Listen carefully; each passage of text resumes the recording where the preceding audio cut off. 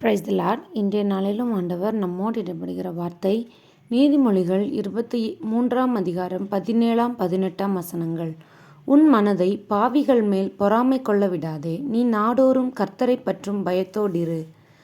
நிச்சயமாகவே முடிவு உண்டு, உன் நம்பிக்கை வீண் போகாது. ஆமேன். அன்பான தேவனுடைய பிள்ளைகளை, இன்றைய நாளிலும் கூட நம்ம அநேகரை குறித்து பொறாமையோடு கூட இருக்கலாம்.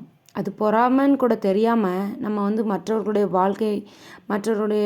வாழ்க்கை முறைகளை பார்த்து இவங்களாம் இவ்வளோ மோசமாக இருந்தும் இவ்வளோ நல்லா இருக்காங்களே, நான் இவ்வளோ நன்மை செஞ்சும் நான் இவ்வளோ கஷ்டப்படுறேனே, நான் என்ன செஞ்சேன் நான் இவ்வளோ கஷ்டப்படுறதுக்கு, அவங்க எல்லாம் இவ்வளோ நல்லா இருக்காங்களே, அவங்க கெட்டதெல்லாம் அவங்களுக்கு கிடைக்குது, அவங்கள மாதிரி வாழ்க்கை எனக்கு இல்லையே, ஆனால் அவங்க ஆண்டவருக்கு பிரியமாக இல்லையே அப்படின்னு சொல்லி அநேகரை குறித்து நம்ம மன சஞ்சலப்பட்டு கொண்டே இருக்கிறோம்.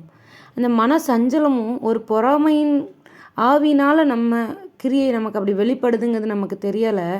நம்ம குணம் அது பொறாமையை காட்டுது. அப்படிப்பட்டவர்கள் மேல் பொறாமை கொள்ளாதீங்க. நாள்தோறும் கர்த்தரை பற்றும் பயத்தோடு இருங்க.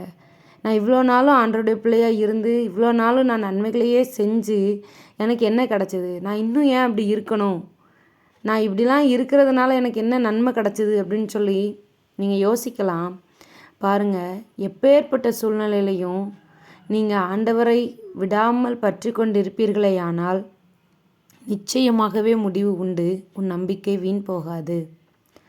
ஒருவேளை நான் இவ்வளோ நாள் சர்ச்சுக்கு போய் இவ்வளோ வேதம் வாசித்து இவ்வளோ ஆண்டவருக்கு கீழ்ப்படிஞ்சு இருந்து எனக்கு எந்த நன்மையுமே கிடைக்கல அப்படின்னு சொல்லி நீங்கள் மன வருத்தத்தோடு இருக்கலாம்.